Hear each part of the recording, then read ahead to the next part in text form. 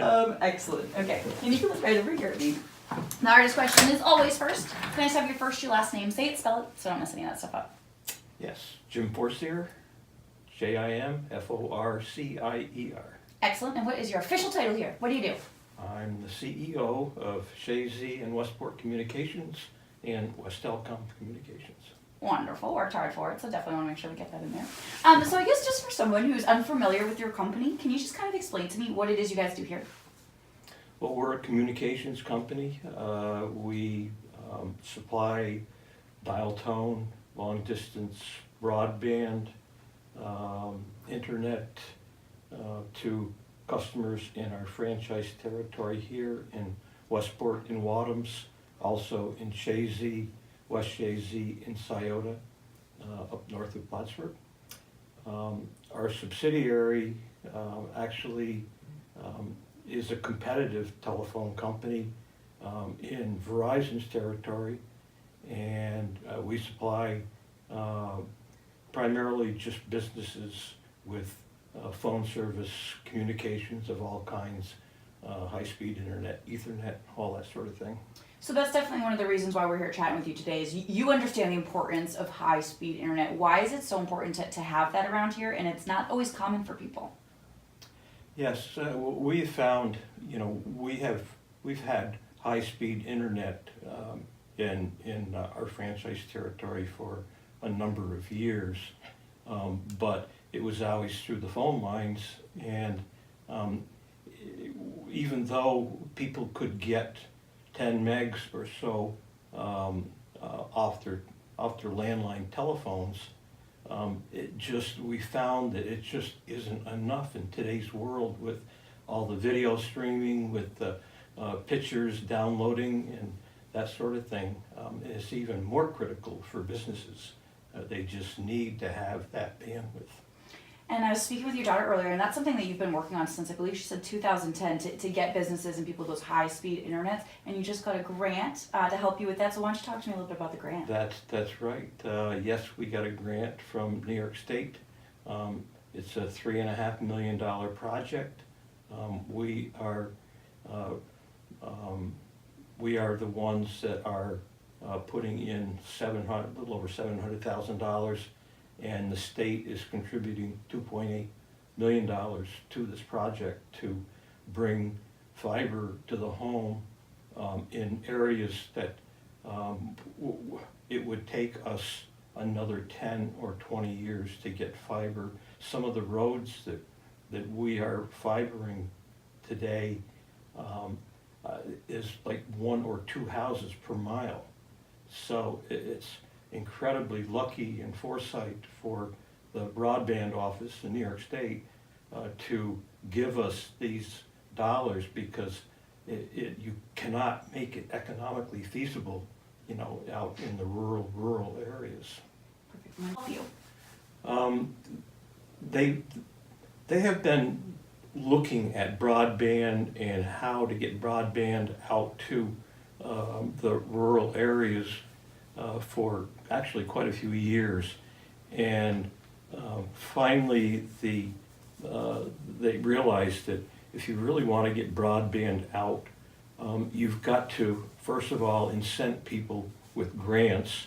Second of all, it needs to be with the local providers because they're already providing service, so it makes more sense to do that, and that's exactly what the state did. In Governor Cuomo, he established a broadband office, and there's this application fee. An application, it's a big application, but we took the time to go through it, and we were awarded the grant. So, which was great for our customers, great for the company, and great for the state. Absolutely.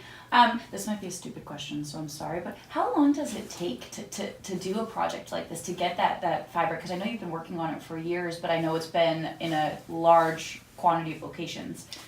The grant started 2 years ago to complete the grant, and it was completed on time, December 31st, of 2018.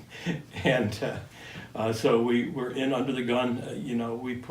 We put in those 2 years, we put in about 115 miles of fiber.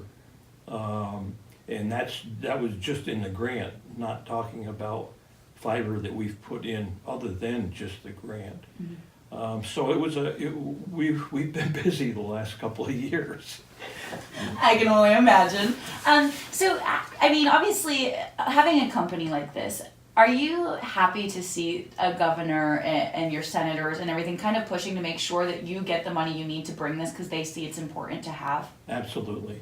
I've got great relationships with all my assembly folks and senators, and it's just absolutely critical for the state. And I think that everybody gets it. It's still a matter of it's money.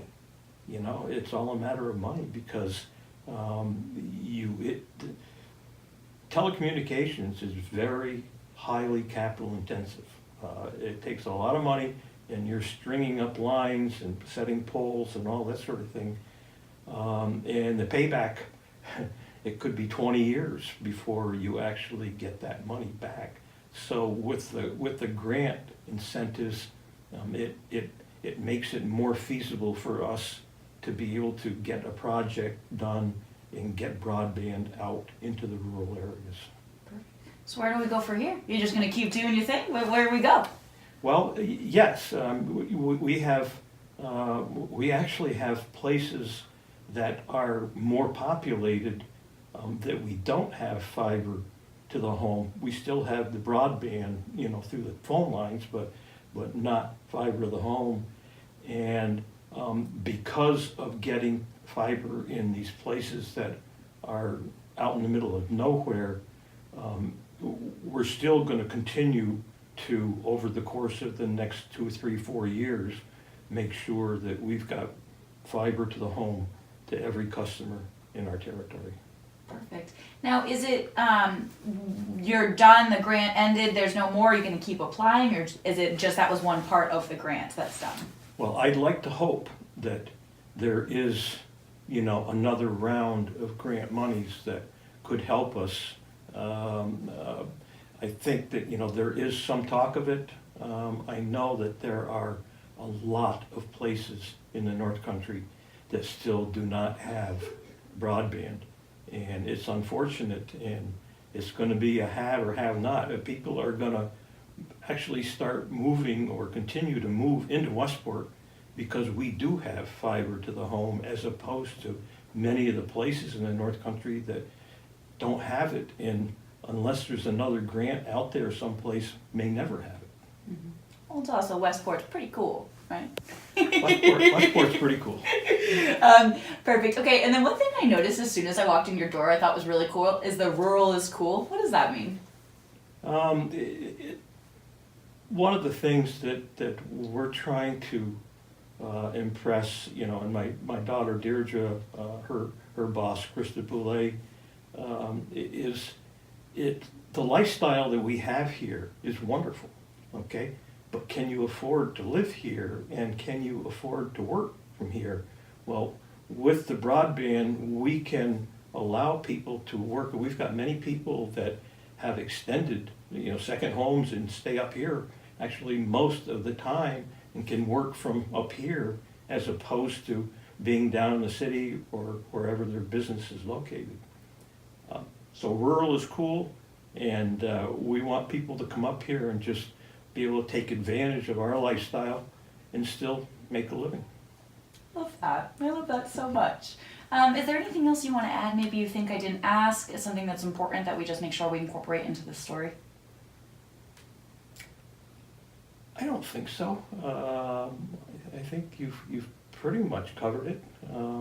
It's just it's interesting, the evolution from, if you look behind me, you'll see in our little museum here, my grandfather's hooks and belt back in the 20s and 30s, and all the old cord boards, that what a progression that we have made over the past 100 years as far as technology goes.